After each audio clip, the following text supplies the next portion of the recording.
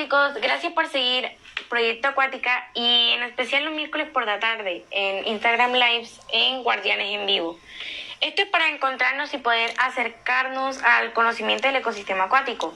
Recuerden que entre más conocemos, más queremos y valoramos. Sigan nuestras redes sociales en Facebook, Twitter y suscríbanse a nuestro canal en YouTube. En Facebook y YouTube es Proyecto Acuática, en Twitter @pro_acuática y en Instagram que es @Proyecto Acuática. Bueno, vamos a saludar a los que están llegando al en vivo, que son Lalar con 2015 y Elianal Morales y Océano Sanos, que es con quien vamos a hablar hoy. Vamos a saludar a todos los que llegan.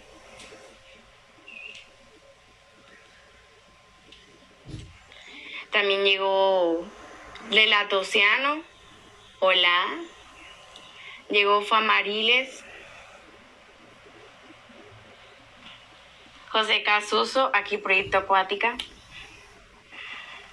Aida Mar Hernández, nos están saludando.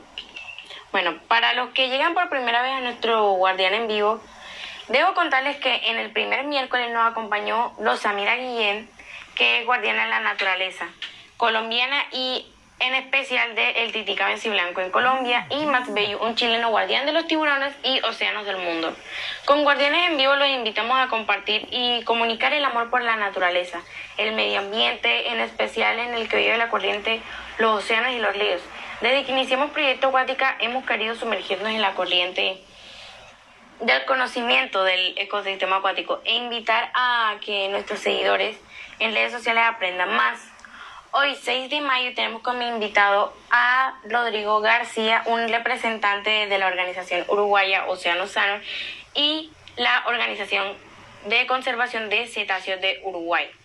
Rodrigo García es un biólogo marino que vive en Uruguay, en una región del planeta que es conocida por ser el santuario de ballenas y delfines. Y además de eso, sabe mucho de ballenas y delfines y es un guardián de la salud de los océanos. Ahora, hay que rezar para que se venga Rodrigo, que lo estoy esperando. ¿Dónde está? Aquí está.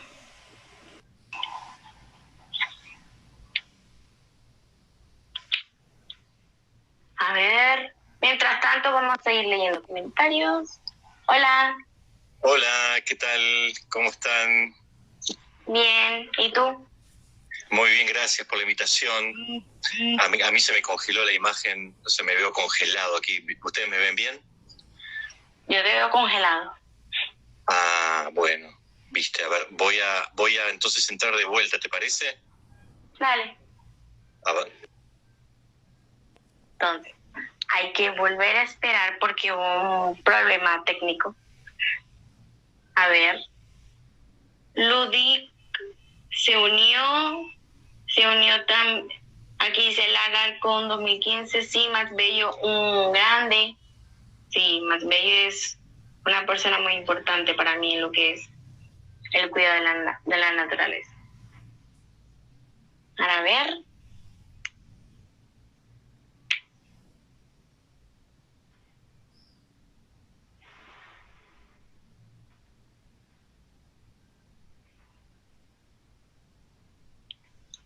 A ver, que aparezca. Se unió Flor Pizzani.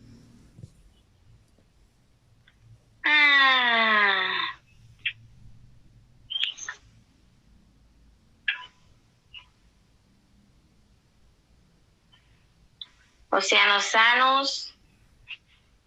Estamos esperando.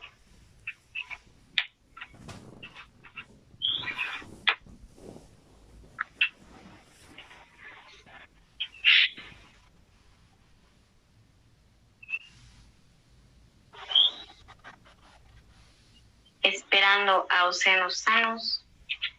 No se puede unir. Vamos a ver otra vez. A ver.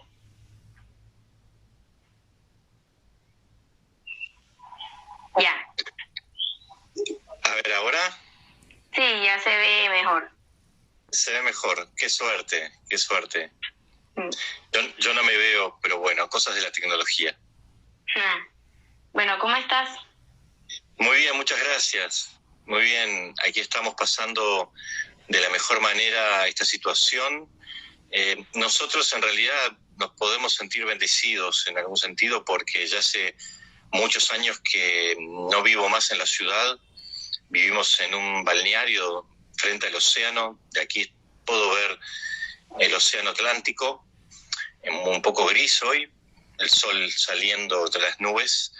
Y bueno, ya de por sí este lugar, después del verano, no queda nadie, entonces no sentimos el impacto social ni del aislamiento, ni de que no puedas salir de tu casa para caminar. Y bueno, yo creo que también tiene que ver con el modelo de vida que uno elige también, ¿no? Pero bueno, los mejores deseos para todos los que están allí y a cuidarse, por cierto, ¿no? Sí. Ahora, vamos a empezar con las preguntas y es, ¿cuándo descubriste tu amor por el océano y por qué decidiste ser biólogo marino? Bien, muy buena pregunta. De niño, y es una historia que recordé en un TEDx que me tocó ser disertante, cuando estaba preparando la charla, me vino a la memoria algo que realmente había olvidado. Y muy de niño, a los 9 años, me tocó ser rescatista de un delfín chiquito, bebé, que salió por una ola, se ve que accidentalmente, y bueno, yo me lo quería llegar a mi casa, imagínate. Mi padre me convenció que eso no era posible, no iba a sobrevivir, pero después eso seguramente me caló. Yo creo que Jacques Cousteau fue uno de los que me inspiró en querer hacer algo con los océanos. Y bueno, hice la carrera de Ciencias Biológicas, y apenas comenzando la carrera ya tuve un par de encuentros con delfines, tuve sucesos que me llevaron un poco y me motivaron sobre todo. Acá tiene que haber algo muy motivante para poder seguir, porque son de esas carreras en las cuales es difícil a veces pensar en cómo voy a vivir de esto.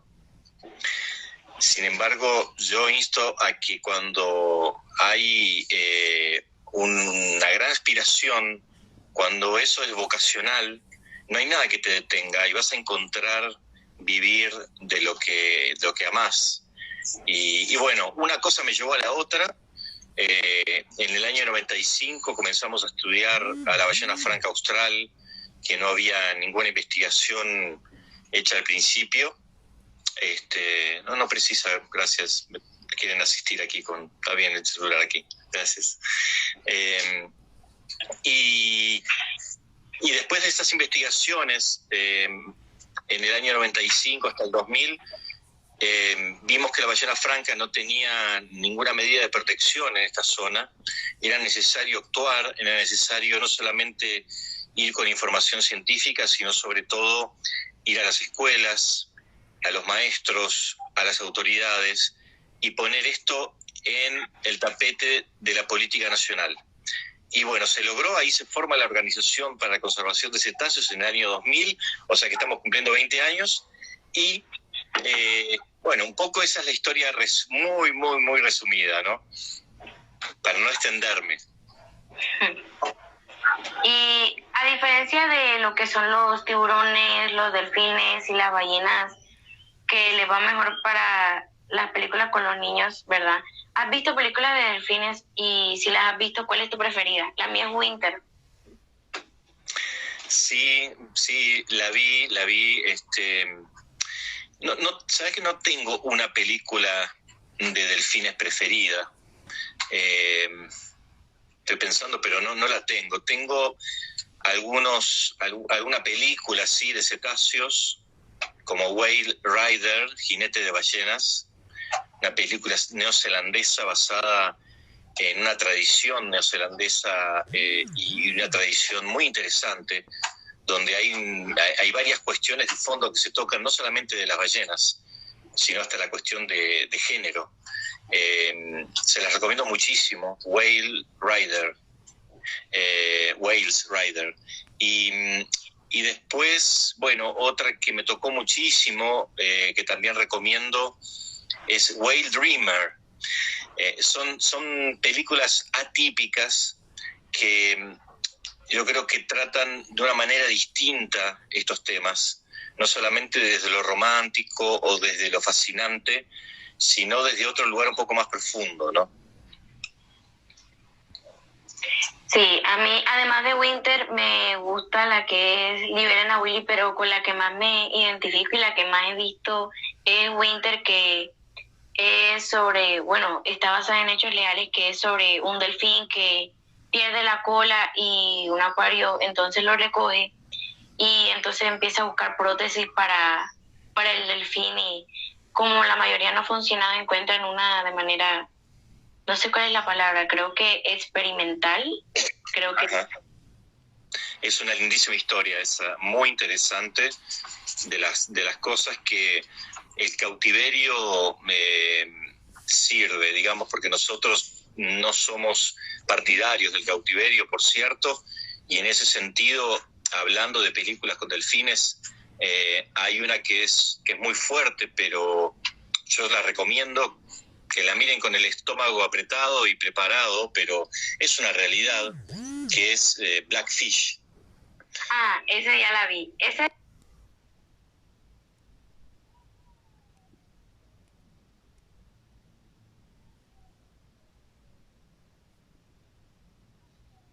Entre las piedras y submarinas, y entonces sacar fotos, te echan, ¿verdad? Y entonces lograron documentar lo que sucede allí y es bastante duro, pero es una realidad que hay atrás de los escenarios. También yo quiero ponerlo en contexto.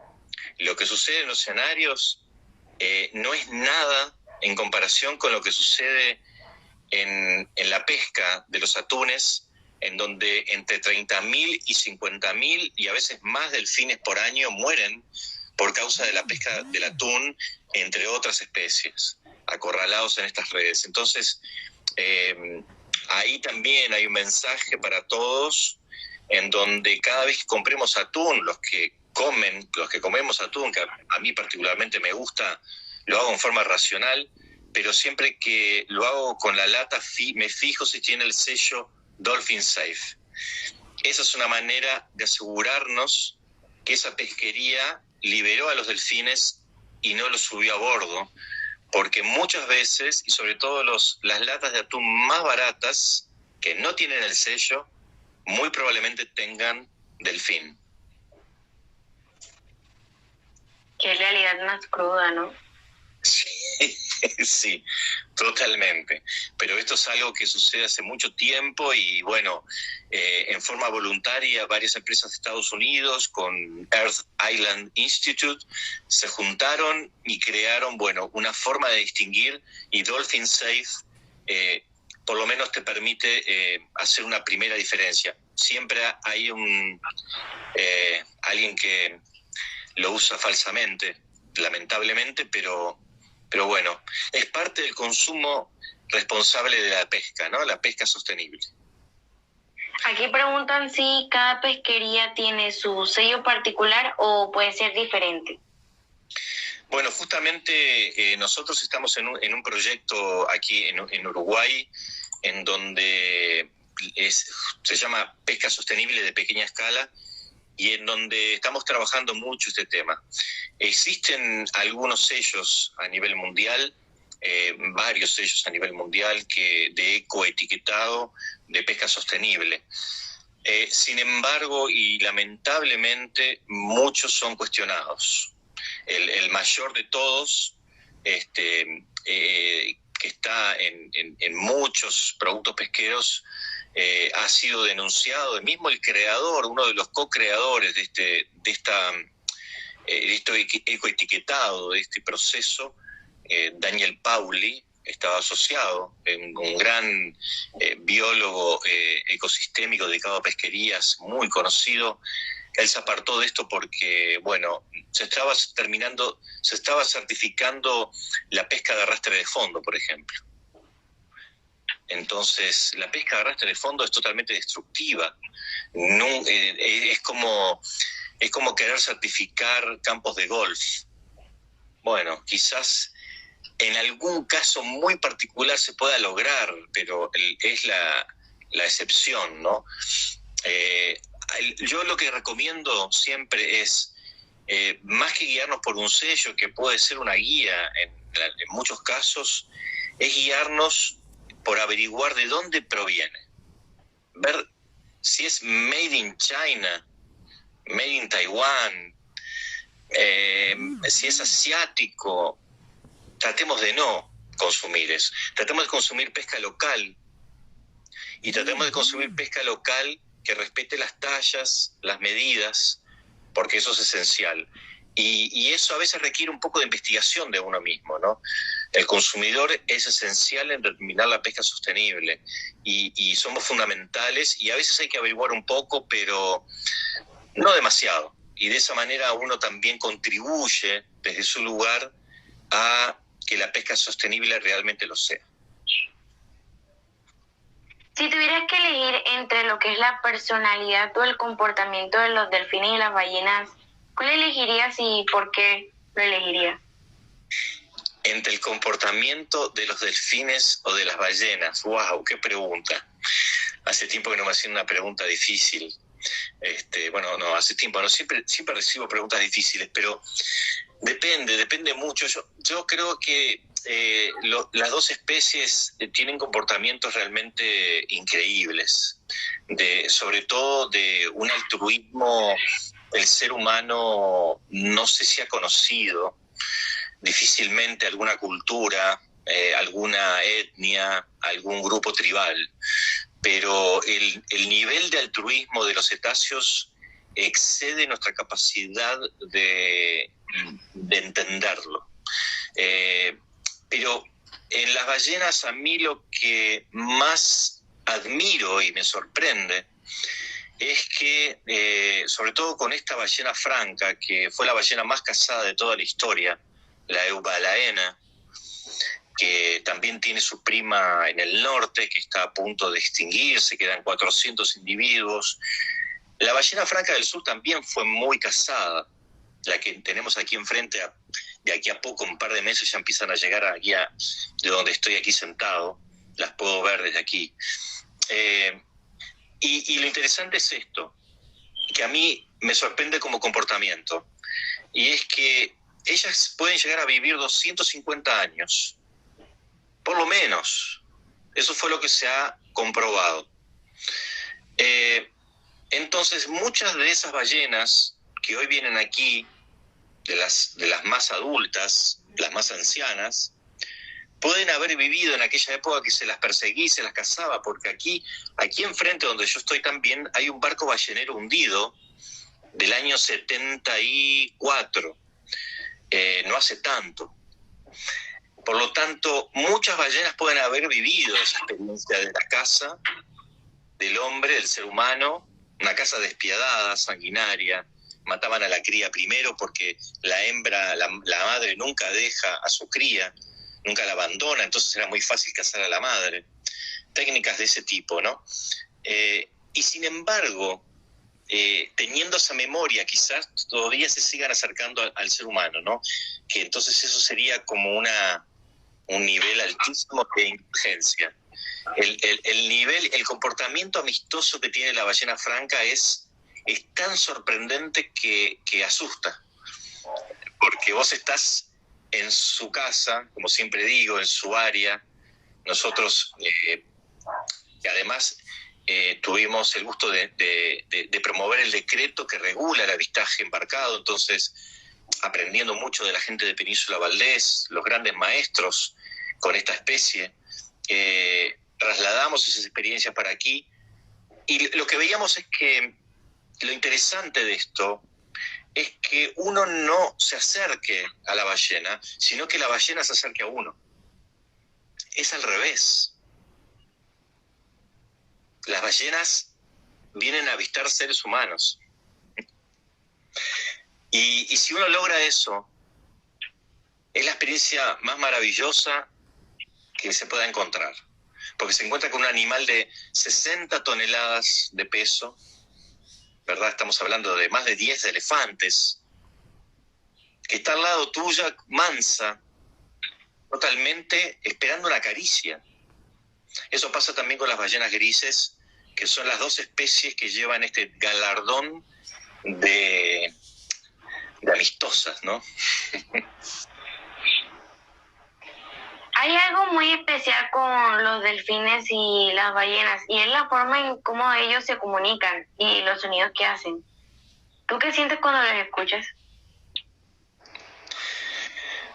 Me tocó registrar aquí, justo aquí enfrente, en el día de mi cumpleaños, grabamos el primer sonido de ballena franca, nosotros, aquí en Uruguay. Ya había sido grabado por otros investigadores el sonido, pero nosotros nunca lo habíamos registrado. Y sentís como algo parecido, así como la voz del más allá, ¿viste? Como que te están hablando desde otra dimensión, ¿viste? Como si te hablaran de otro planeta. Realmente es como eso, porque uno no está entendiendo qué están hablando, qué están diciendo. Se están diciendo algo. No son sonidos como los pájaros que tienen un trinar para cortejar muchas veces a su pareja o para llamarse entre sí, sino que lo que se descubrió es que sobre todo en las yubartas, las humpbacks, las jorobadas, componen canciones. Escuchar ese sonido por primera vez, yo lo con ballenas francas, que vos ves que están como peleando. Están peleando, puede ser. Se están disputando a la hembra, están colaborando entre los machos. La hembra es muy selectiva, no se deja copular por cualquier macho, y tiene sus sistemas para hacerlo.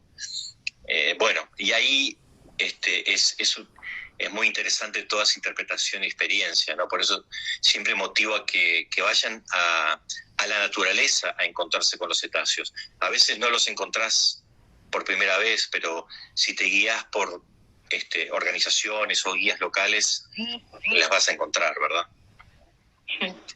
Aquí pregunta José Casuso si has podido tener interacciones cerca con las ballenas. Sí, tuve muchas experiencias cercanas, de todo tipo, ¿no? Algunas de las cuales yo no recomiendo, sobre todo por el riesgo que eso implica.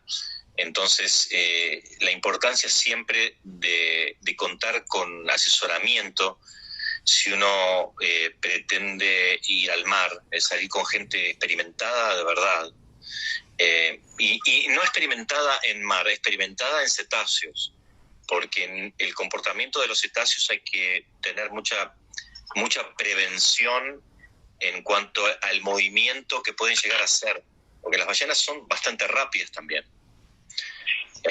y el riesgo muchas veces pasa porque ellas no te vieron y tú entraste con un kayak, con un bote a remo o un velero. Son los casos peores, o con una tabla de surf. Son los peores casos, porque no te sienten del todo, sobre todo cuando están en época reproductiva. Y ahí es donde empiezan los problemas. Y tuvimos experiencias muy cercanas, y sobre todo en esto que mencionaba hoy, ellas permitieron el acercamiento. No es que yo me acerqué hacia ellas. Ellas permitieron que yo estuviera en el lugar, pero que sobre todo ellas se acercaran a un nivel que, bueno, pude finalmente casi tocarlas, pero porque ellas se dejaron, no porque yo fui hacia ellas, ¿no? Aquí hay dos preguntas, y es ¿en dónde se puede observar la ballena franca? Y si tienes un diario sobre tus experiencias. Qué bueno lo del diario, es mi experiencia. Saben que este año justo alguien me dijo, ¿por qué no no empiezas a contar todas las experiencias que has tenido. Y empezamos a grabar con dos periodistas que empezaron a filmarme y a hacer un diálogo, y ya tenemos 2 ediciones de eso, 3, así que en breve vamos a estar sacando eso. Yo he escrito muchas cosas, pero no tienen todavía una forma así publicable, digamos. Hay que trabajarlo un poco, pero me alienta a poder hacerlo. Los invito a que estén en contacto con Océanos Sanos, a través de las redes sociales o el Facebook, y por ahí seguramente se van a enterar, ¿no? Nosotros hicimos, para encontrar a la ballena franca, una red de avistaje que se llama Red de Avistaje de Ballenas Francas y Delfines por Facebook. De esa manera ustedes se unen y cuando empieza la temporada pueden saber por dónde es que andan, casi en tiempo real. Y de esa manera uno, como aquí son pocas ballenas francas, no es como Península Valdés, que uno las ve por todos lados, mediante esta red uno las puede encontrar. Así que los invito también a formar parte de Red de Avistaje de Ballenas y Delfines en Facebook. Ahora lo voy a pensar cada vez que hay algún avistaje de ballena. Genial. En redes sociales se ven muchos paseos de turismo por el avistamiento de las ballenas. ¿Eso está bien? ¿Tú qué opinas? Depende cómo se haga, siempre. Depende cómo se haga. Nosotros, como te decía, trabajamos para que exista una normativa, una regulación del turismo de avistaje, y lo pusimos en marcha en el año 2002, un decreto que obliga a las empresas de turismo, navieras, a los capitanes, a los marineros, a los armadores, a hacer un curso de capacitación, que lo damos conjuntamente con el gobierno, con la parte de medio ambiente, de turismo y de recursos acuáticos. Entonces pusimos en marcha un mecanismo que vimos, no inventamos nada en realidad. Trabajamos mucho en Costa Rica con grandes amigos que tenemos allí, de la Fundación Promar, de la cual somos asociados y socios, con la Fundación Corcovado, con la Fundación Queto, y con ellos profundizamos mucho todo lo que es las buenas prácticas marinas, pero no solamente operativas en cuanto al procedimiento a acercarse a ballenas, sino que también qué pasa antes y qué pasa después, ¿verdad? Porque si hablamos de un verdadero turismo sostenible o responsable, esas empresas tienen que tener un cuidado en toda su operativa, con el combustible, con los aceites, en su oficina, con la gente, con los guías.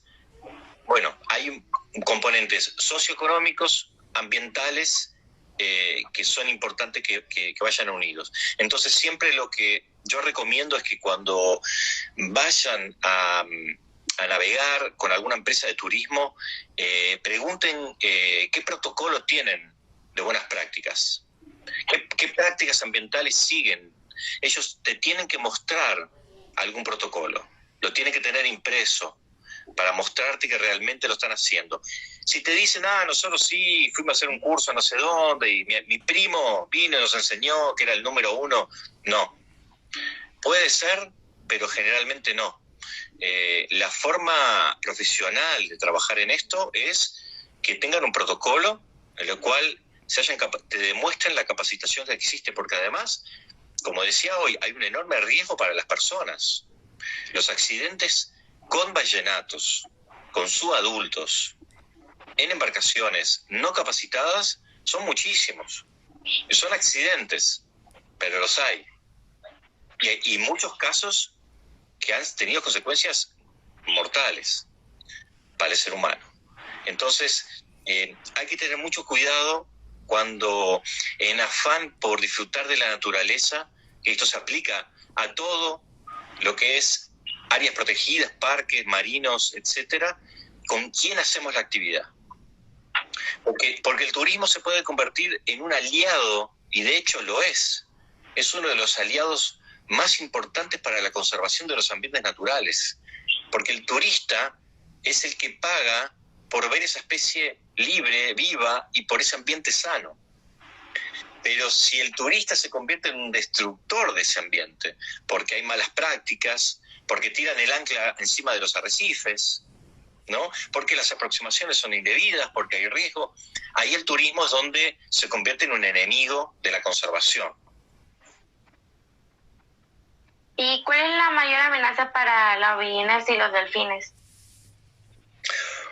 Bueno, la mayor está difícil y generalmente depende de el lugar y el hábitat. Hoy por hoy, hablando en generalidades, la mayor amenaza real es la contaminación. La contaminación. Y ahí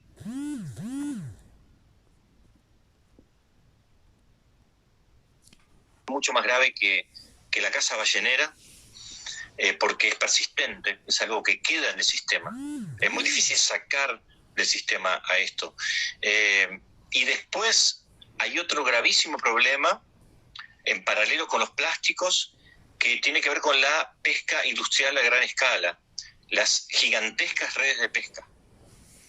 Esto está afectando a muchísimas poblaciones, sobre todo a la población de la ballena franca, a los delfines. Bueno, el delfín vaquita de México, quedan apenas 10, 15 delfines. Y esto por la pesca de la totoaba, que es un pez considerado la cocaína de los océanos, vale más que la cocaína, la vejiga natatoria que se vende para el mercado asiático. Entonces, imagínense, está la cocaína libre para pescar en los océanos, que se trafica en México y no se puede parar.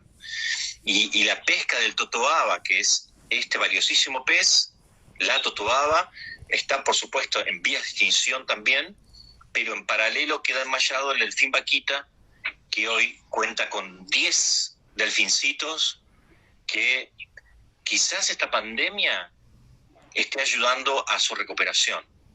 Es una pregunta que nos estamos haciendo y que seguramente esté la respuesta ahora, y si hay algo bueno que tiene esta pandemia, quizás sean estas cosas, ¿no? Sí, yo he visto muchos videos y dicen que cuando hay una ballena en la playa no se puede tocar. ¿Por qué? Es cierto, no conviene tocar una ballena que está agonizando en la playa, sobre todo porque más que tocarla, al acercarse, la ballena está respirando, si está viva todavía, y en la exhalación, que está tirando aire, puede estar soltando justamente ese virus del cual está enferma, y que muchos de esos virus también afectan al ser humano. Entonces, cuando uno quiere atender a un cetáceo varado, el tapabocas es imprescindible. Esto es una de las primeras normas de los protocolos ante varamientos de cetáceos. Tapaboca y guantes. Primer condición indispensable. Porque muchas enfermedades que tienen los cetáceos son transmisibles al ser humano. Entonces, eso es tal cual, y es muy grave, grábenselo, cuando aparezca un cetáceo, no estar cerca de su respiración, nunca. Porque si es la causa de la enfermedad por la cual están, pueden contagiar al ser humano. Y hay, bueno, desde la brucelosis en adelante, hay un montón de enfermedades que son contagiadas viceversa, ¿no?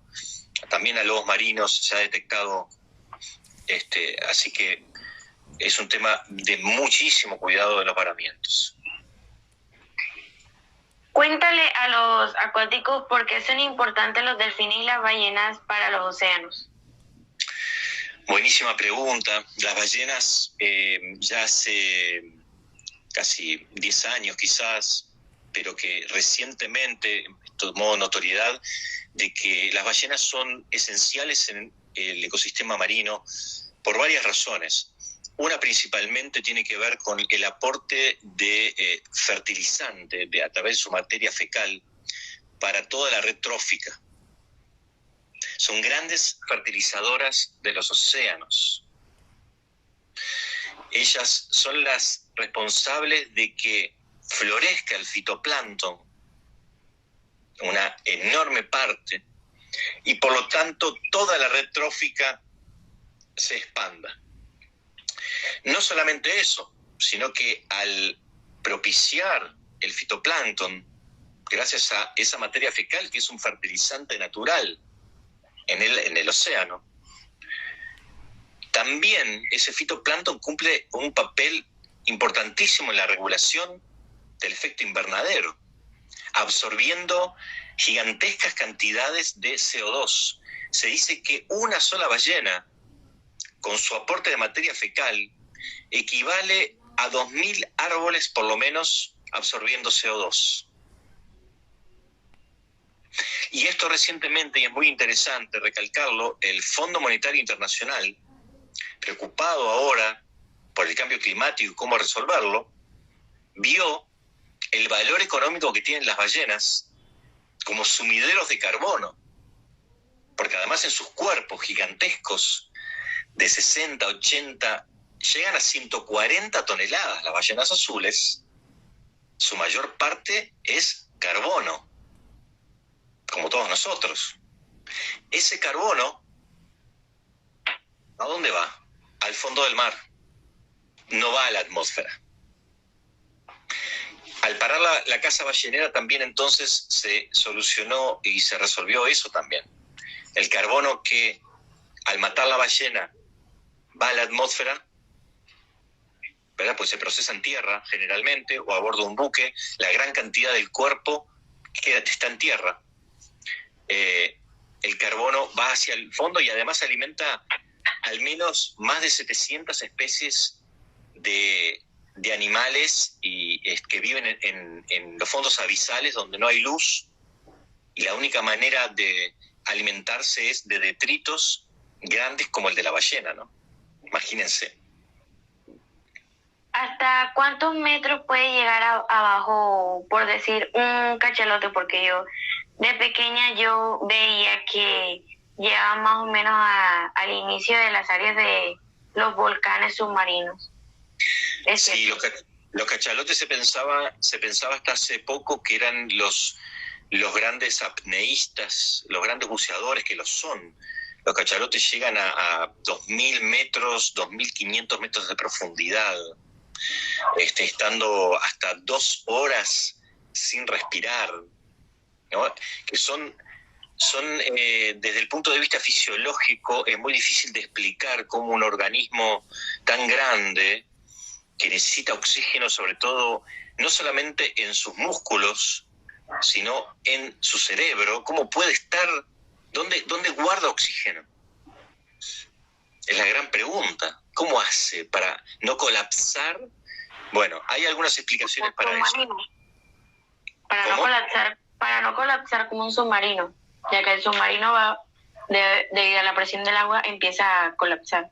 Exacto. Eso por un lado, y también cómo hace para resistir tanto tiempo sin respirar, porque tiene que obtener oxígeno de algún lado en todo ese tiempo, porque hay una demanda de oxígeno permanente de los músculos y sobre todo del cerebro, un cerebro tan grande.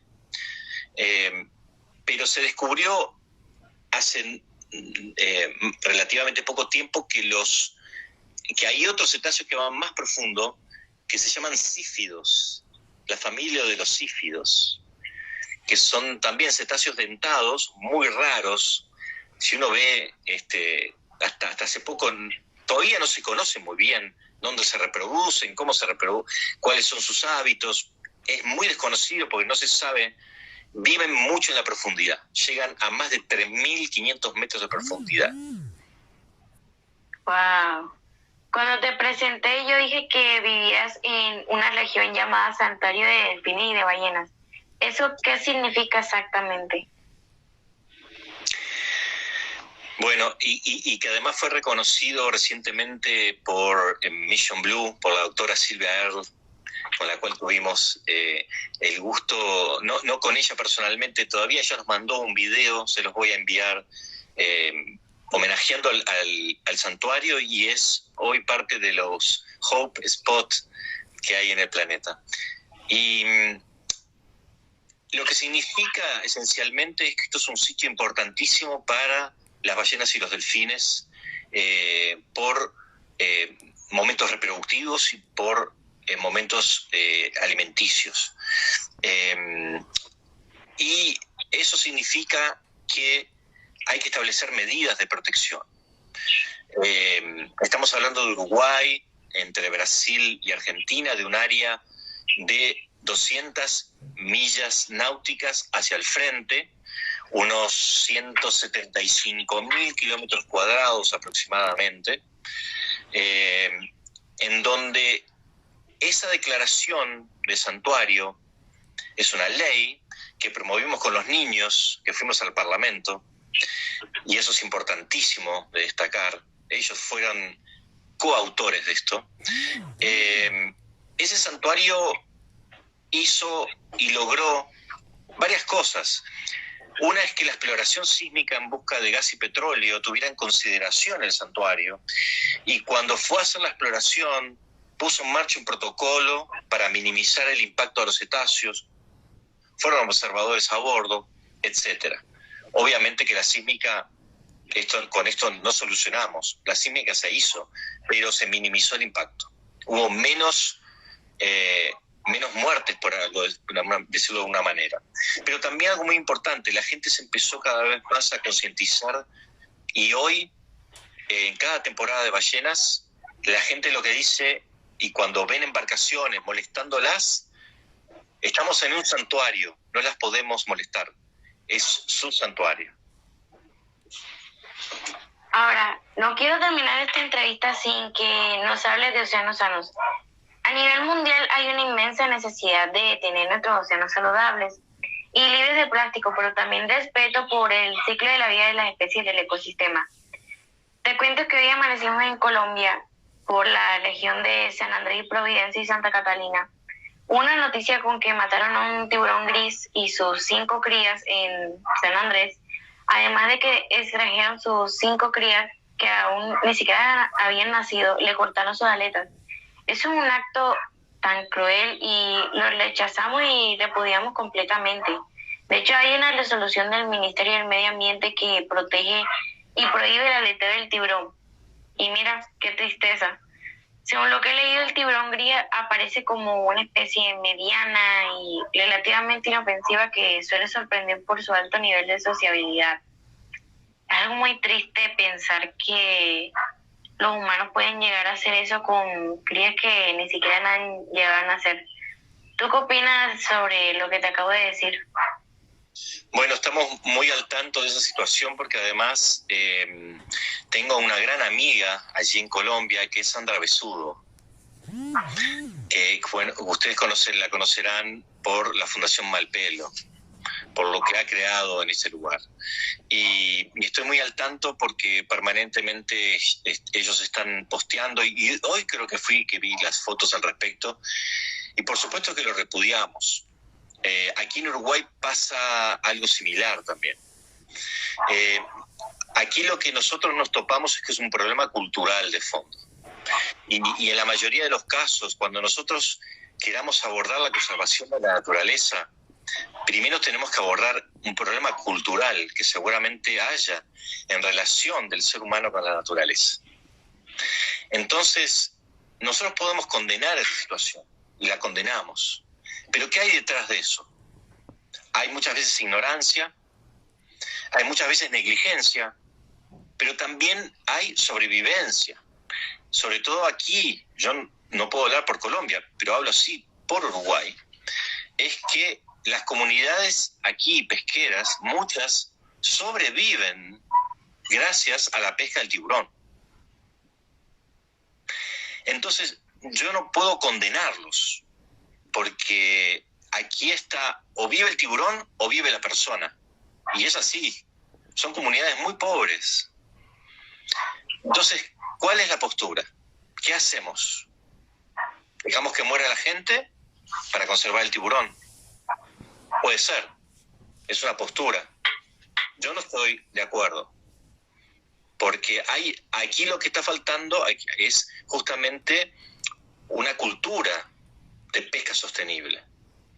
Hoy por hoy es tan grave la situación de los tiburones que hay que dejar de pescarlos. Nosotros estamos en un proyecto de pesca sostenible donde decimos que las 3 principales especies de tiburón están críticamente amenazados. Críticamente amenazados. Entonces, lo que tenemos que ofrecer en esos casos es una alternativa, y eso es lo que estamos trabajando. Le estamos diciendo al pescador, ustedes saben que estas especies son críticamente amenazadas, ¿no? No, no lo sabíamos, pero ahora lo sabemos, pero vivimos de esto, ok. Bien, pero nosotros le estamos ofreciendo una alternativa de pesca para que sigan pescando otras especies que valen más que esas especies. Y ahí es donde empieza el cambio radical de la conservación. Es cuando uno puede darle valor a la naturaleza, sí que se convierta en una mercancía. Pero esto ha salvado a las tortugas en Brasil, por ejemplo, cuando los que comían los huevos de tortugas se dieron cuenta que valían más las tortugas vivas que los huevos consumidos. Exacto. ¿Qué mensaje le darías a los acuáticos sobre todo lo que hemos hablado hasta ahora? Bueno, redondearía un poco todo lo que dije, de que es muy importante no hacer análisis simplistas a veces y no caer en los extremismos, porque eso nos condena. Tenemos que comprender la situación de una forma integral, de una forma holística. Si nosotros vemos la muerte de un tiburón con sus crías, tenemos que analizar por qué está ocurriendo eso, pero no condenarlo, porque eso no está bien ni está mal, y no podemos hacer juicios a gente que de repente no conoce otra forma de vivir, porque eso es ignorancia. Entonces tenemos que enseñarle a esa gente otras formas de vivir, pero no desde el ir como evangelistas, que muchas veces le pasa a los académicos, de creerse que como hicieron una carrera de 4 o 5 años son los que más conocimiento tienen. Eso no es real. Los que más conocimiento tienen son las personas que viven y conviven tradicionalmente por generaciones en los lugares. Entonces respetemos a las generaciones, respetemos la sabiduría del lugar y aprendamos de lo que ellos nos pueden enseñar. Nosotros podemos saber mucho de otras cosas que ellos no saben. Enseñémosle, pero no como evangelistas, no como si tuviéramos la Biblia y que es la verdad. Entonces ahí vamos a encontrar otra receptividad y vamos a poder trabajar de la mano con aquel que de repente mata al tiburón para sobrevivir, o por negligencia, o por ignorancia. No importa, pero no lo condenemos. Entendamos que eso es un problema básicamente cultural, no es de maldad.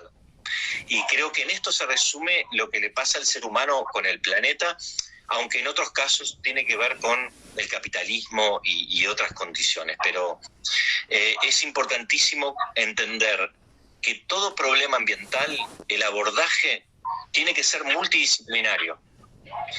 Y nosotros siempre tenemos a un sociólogo o a un psicólogo al lado para que nos ayude a entender cómo piensa esa persona con la cual tenemos que trabajar.